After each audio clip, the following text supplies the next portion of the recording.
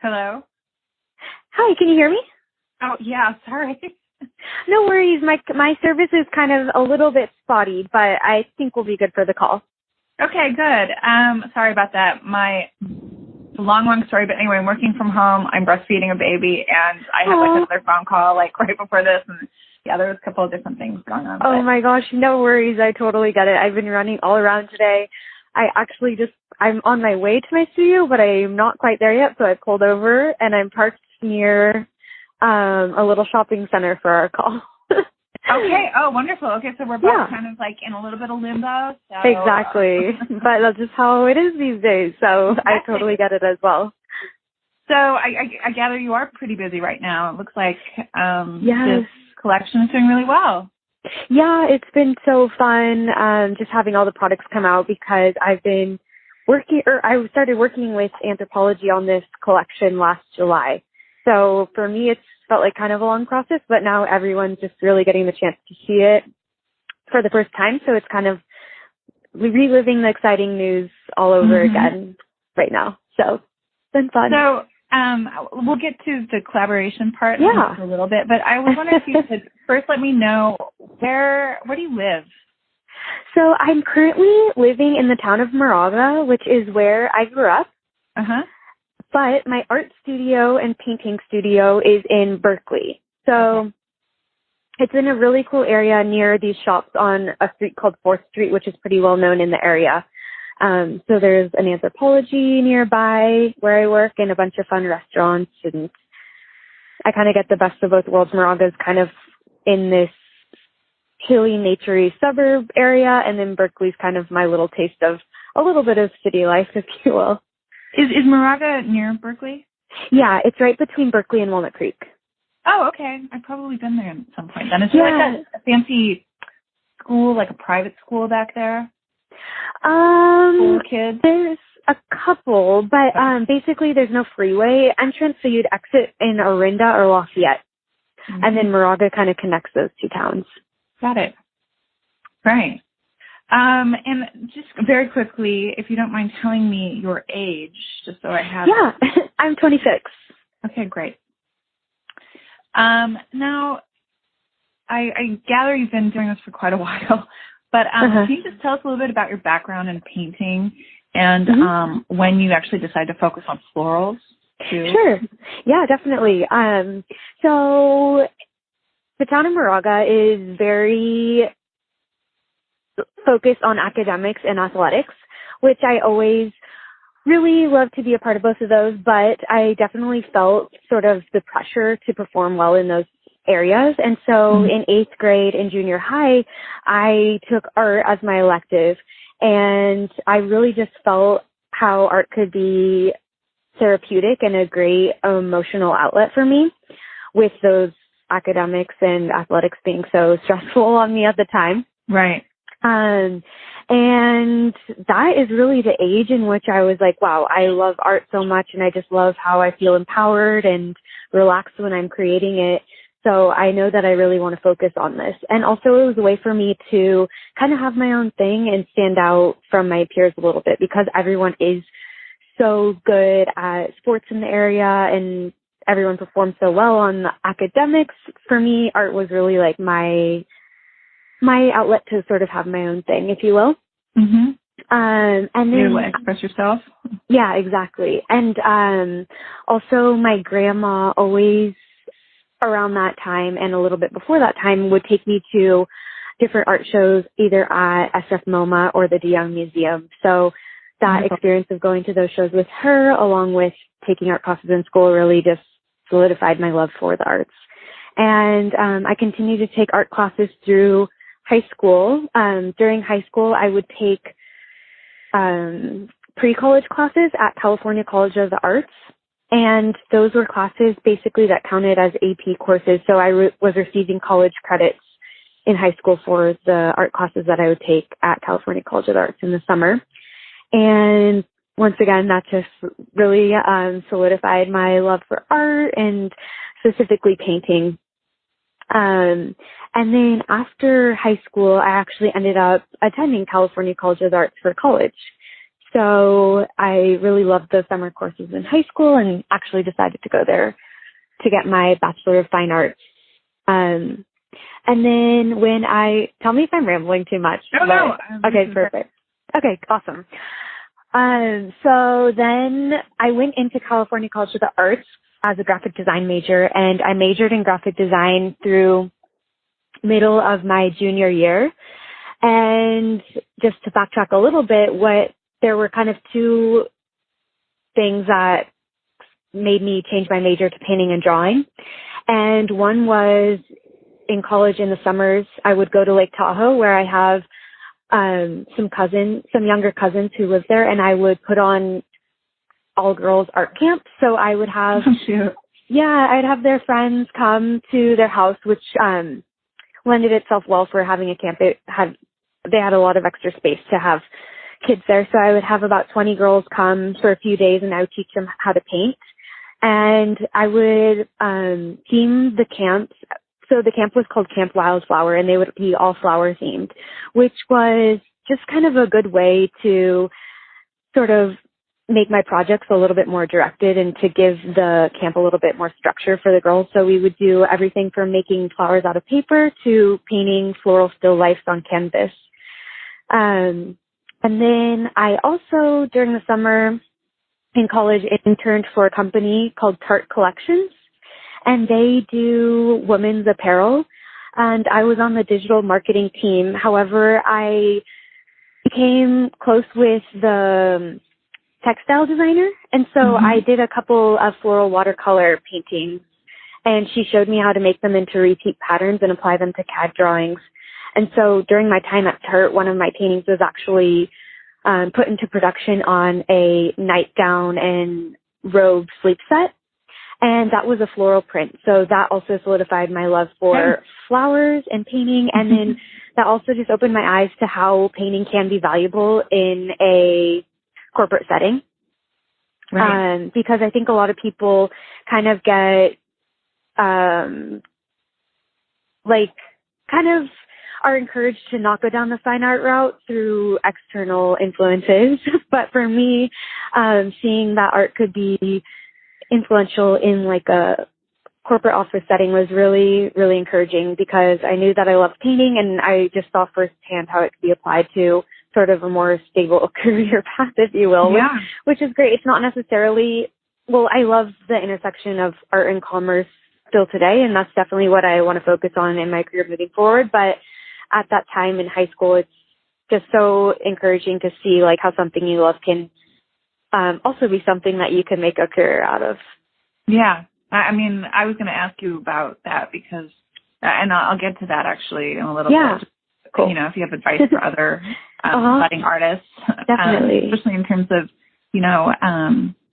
marketing themselves. But I was going to say that florals, are a pretty popular pattern, subject matter in general. And I feel like when I'm looking at yours, it's a lot like you're taking an old botanical print and then reworking it in a kind of modern, even like slightly eclectic style aesthetic. And so I just wonder, what do you think draws people to your work in particular? And, I want you to be honest, so feel free to put your own horn. Okay, thank you. So for me, I had those experiences that made me like working in florals, but also I feel like when you're painting flower forms, it translates really well into textiles because it has sort of a loose gestural quality, whereas like a more architectural painting doesn't translate as well when it's applied to fabric. And so that's why I kind of enjoyed working in these loose floral motifs, because I feel like it looks good when it's applied to these other sort of products, I guess. But yeah, I guess in my work, I try to keep the pieces really light and bright and fresh. And I do that by keeping a lot of the white paper showing.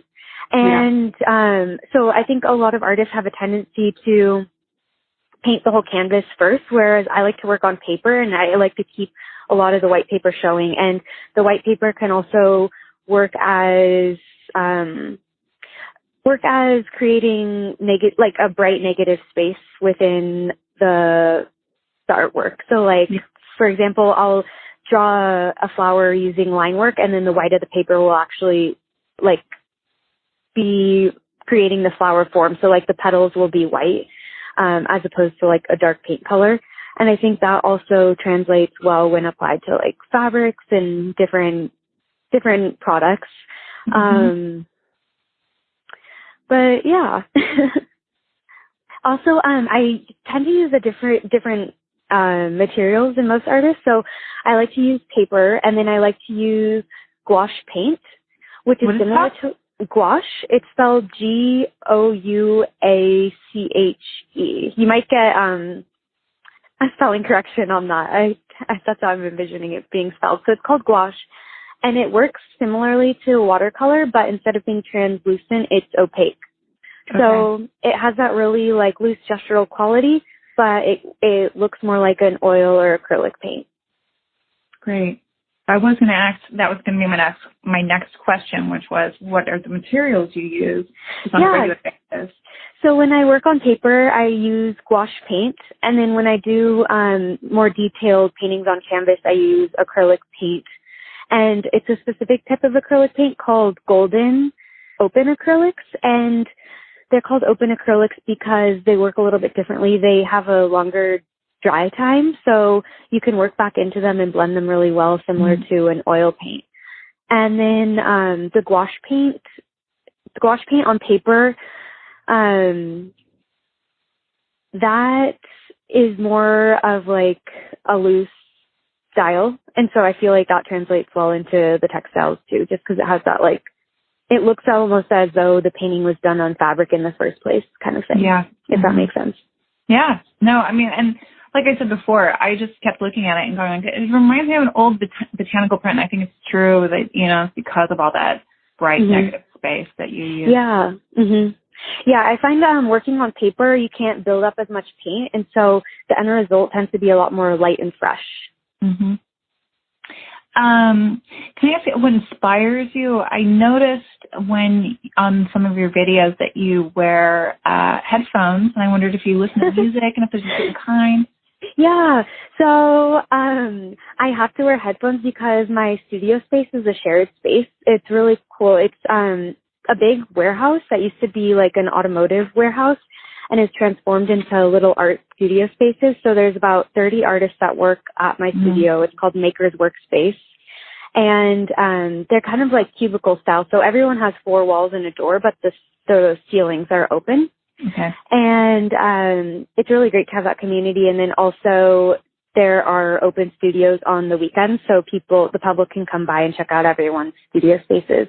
But that being said, because there's no ceiling, I'm always wearing headphones. But I love listening to music, and then I also love listening to podcasts. Is there one in particular that you've been listening to lately, or perhaps during the time that you were working on this collection? Definitely. So in terms of art podcasts, I love one called The Jealous Curator. And then I love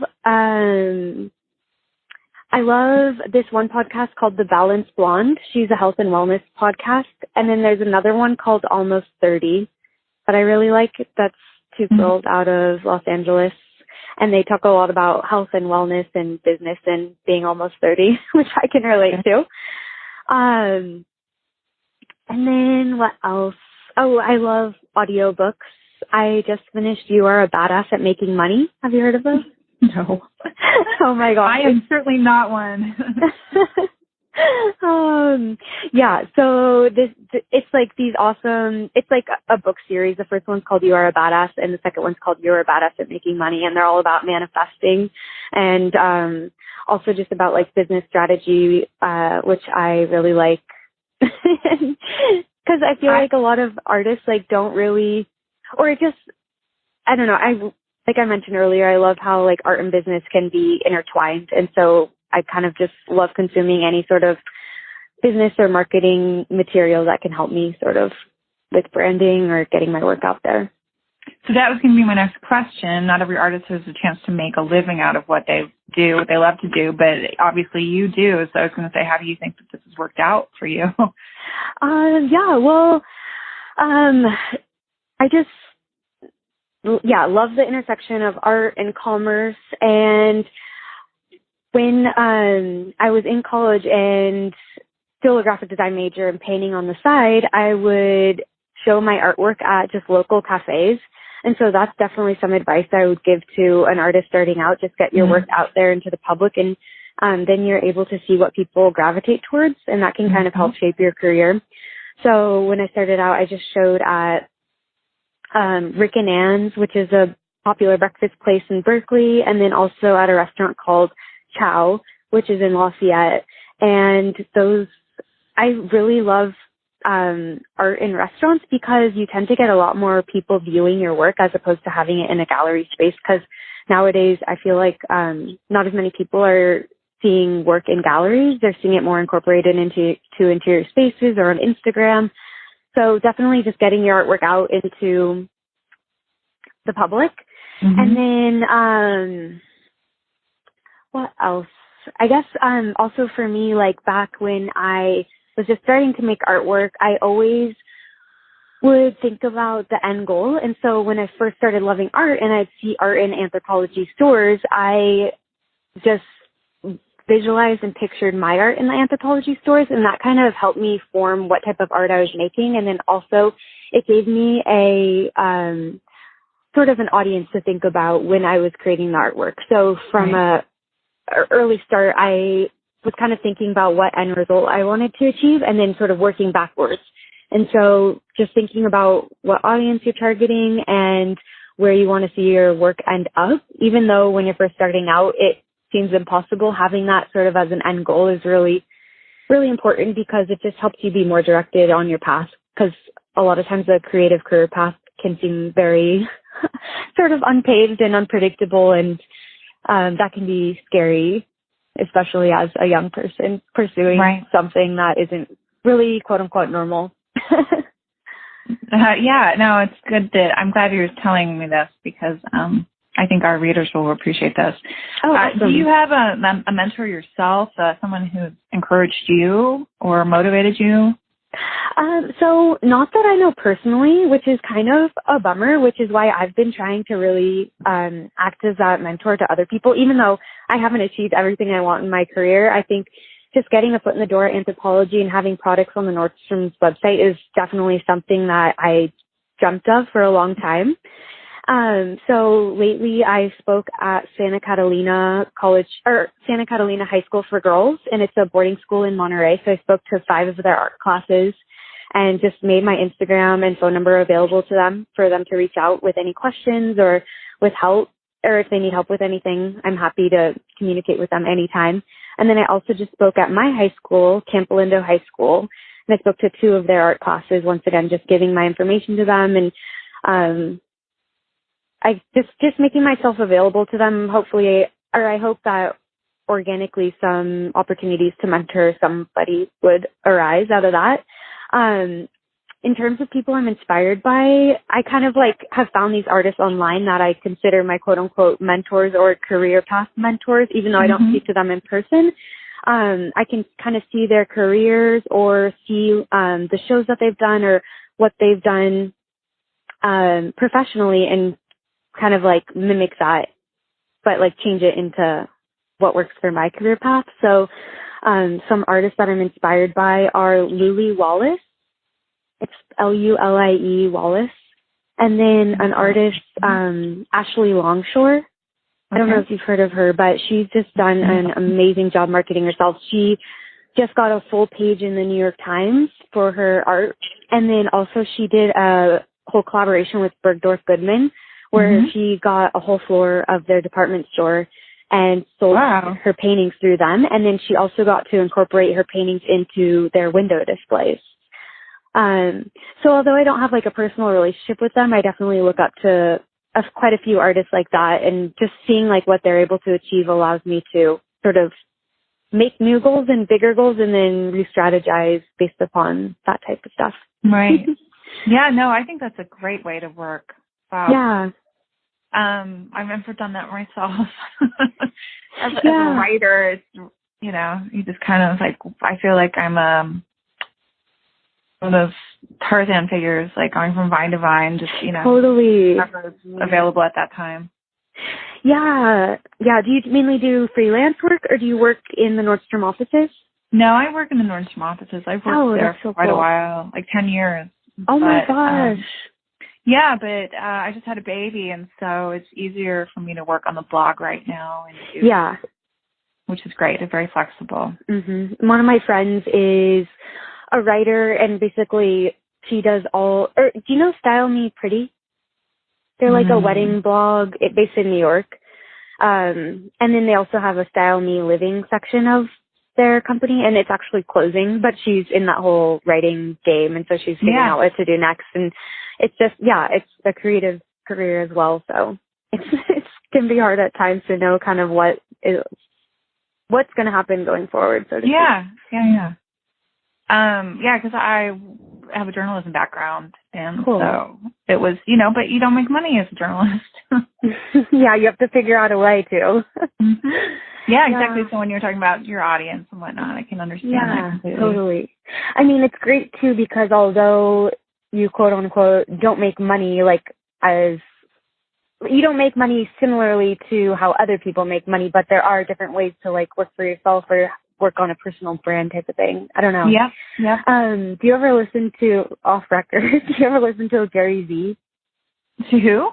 Gary V. It's Garyvee. I feel like I'm learning so much. Oh, good. No, I haven't.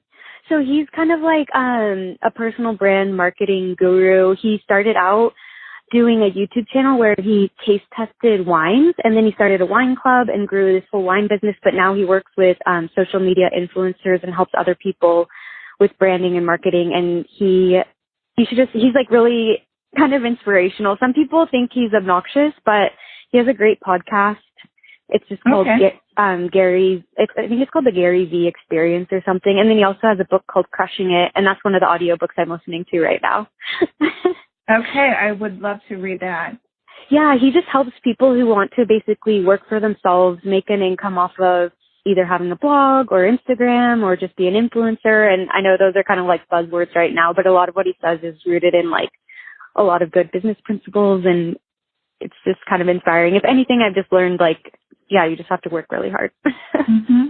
Is he older or younger? He's actually older. He has kids. I think he's in his late 40s.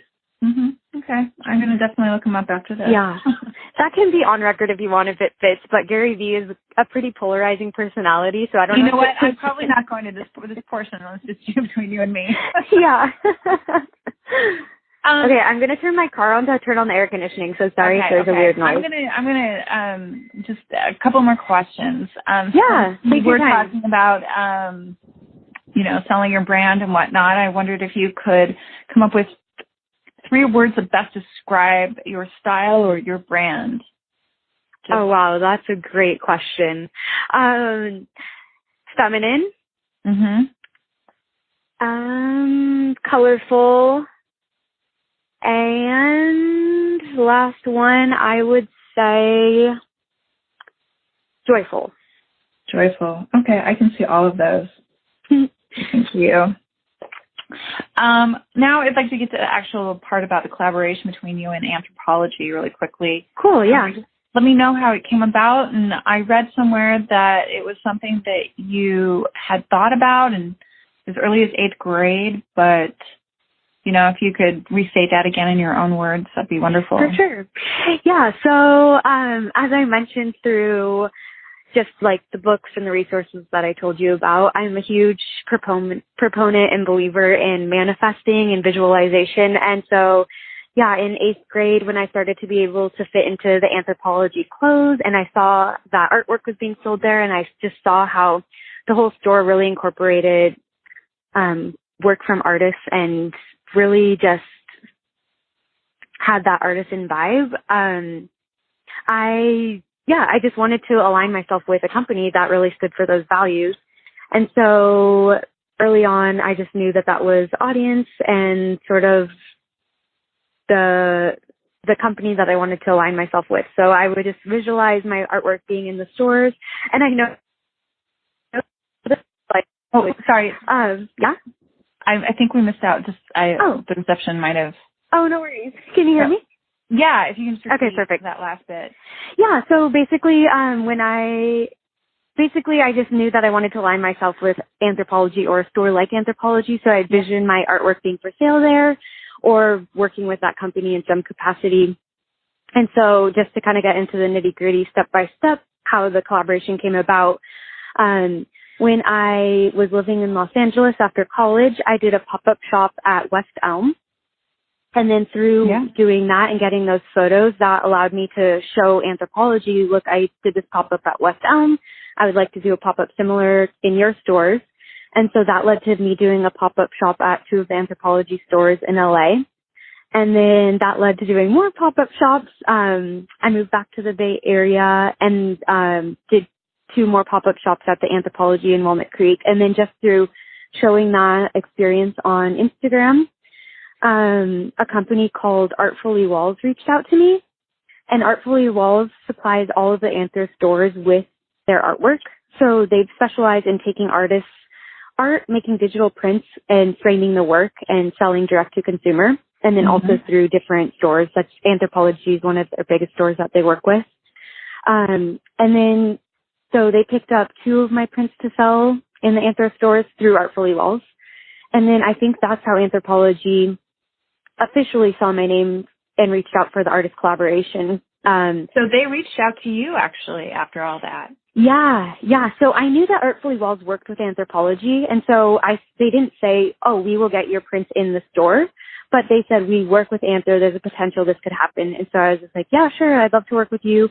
And then Anthro reached out to me after seeing my prints up in the stores through Artfully Walls, and I think through doing those pop-up shops, because Anthro Corporate is pretty in touch with all of the stores. And so the event coordinator would send pictures back of the pop-up shop vendors to the corporate.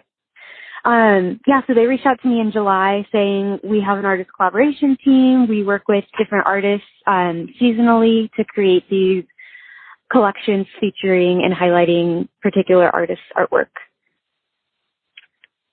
And then since then, I've also done 2 more prints that are sold through Anthropologie through Artfully Walls. Yeah. So who decided, did you speak to them about what kind of products you thought would lend well to your... No, so, yeah. So, sorry, I keep interrupting you. What was that? No, I just wondered, who came up with and we'll do shower curtains and we'll do pillows and we'll do melamine, picnic wear. Yeah, so I actually have to give credit to the artist collaboration team. They really do the merchandising behind what products are going to be used for your painting. So they told me what paintings they liked of my work, and then they would tell me we want a painting in these colors, and I would work with them on getting them all of their artwork needs. And then they would apply it to the products that they wanted, and then they would send me pictures of the samples. So it was all done remotely through email, which is pretty cool. Although I'm hoping to visit the corporate headquarters next month because I feel like that would be an awesome experience. But so I would have final say on approving a sample. So for example, most of the products, they just did an amazing job, in terms of picking the artwork for the particular product and applying it in a way that looks amazing. So for me, my hand in the collection was really about making the physical artwork and then getting the colors correct, or changing little things about either the scale or the colors to best suit their team's needs, I guess you could say. Yeah. Okay, good. I'm glad you were involved. Yeah. Because sometimes it's it was a collaboration, but at the same time, it really was just they picked up your prints. And yeah.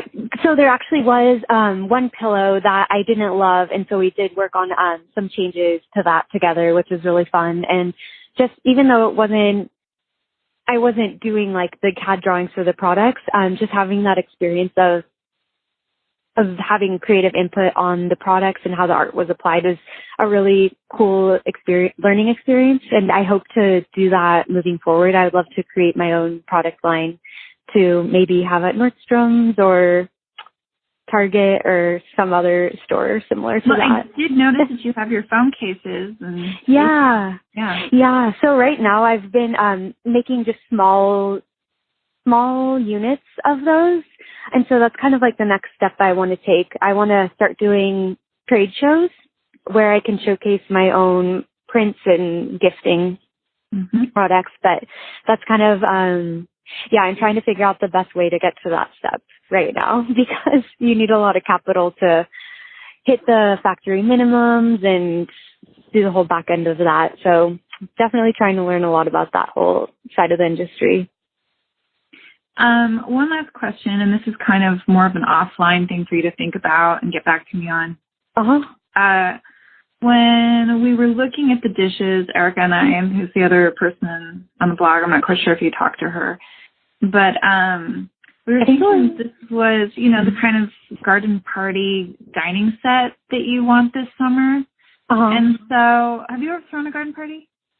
No, but I would love to. Okay, I was wondering if you could think up a really awesome menu that complemented your artwork, and then we would put that in a blog post as just kind of like maybe with 1 or 2 recipes. But that's a great idea. I'm already picturing, like, how people use sometimes in salads, like different colored flower petals that are edible. Oh, yeah. I really love that idea, and maybe doing like a fun smoothie in the bowls or something like that with like an edible flower on top type of thing. That could be cool. See, you've already got it. Oh my God, I knew that you would be good at that. Yes.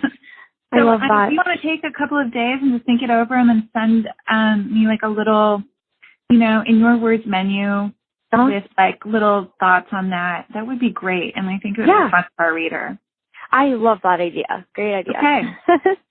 I'm actually doing so my boyfriend's a videographer, and we're going to shoot like a picnic scene underneath the Golden Gate Bridge with the product. Oh, fun. Yeah. Wow. So we're going to do that this week, and if the footage is good and you like it, feel free to use it. I don't know when. Love that. Oh okay, my God, cool. Great. Okay. Awesome. So I will, we're going to be shooting that, I think, on Thursday. Well, if we can get it by next week, that would be wonderful. We were originally going to do this for Mother's Day, but we have too many Mother's Day stories. So I'm going to do it the following week, and that's why I kind of want to position it as like, what to take on your next picnic or garden party. Okay, wow, this is so cool because it really does just add a layer to the shoot that I was already planning on doing. So that'll be cool. Well, see, when you visualize, you manifest. I know, it all sounds a little crazy. I hope it doesn't come across like as really, no, really not at all. I have an acupuncturist who does the same thing, and it's really worked out for her. So. Oh, that's awesome. Yeah, and I hope check out some of those resources that I mentioned. He's on my list for tonight's reading after baby goes to bed. I would totally recommend the You Are a Badass at Making Money if you're picking up a book tonight. That book was like amazing for me to read, and I recommend it to everyone. All righty. Okay, thank you so much for of course. spending this half hour. And of course, you have my email address, and so we'll be in touch. Perfect. But, I look forward to seeing what you have. Yeah, what you shoot and what you come up with for a menu. Definitely. So I'll get that over to you hopefully end of this week. And then if you could just include my website and Instagram handle, that would be awesome in the post. Absolutely. Cool. Yeah. Yay. Put my link to that. Awesome. Thank you so much for your time. I really appreciate it. Thank you. I'm so excited to be working with Nordstrom. It's so fun. All right. Have a great day. Thank you. Bye. Bye-bye.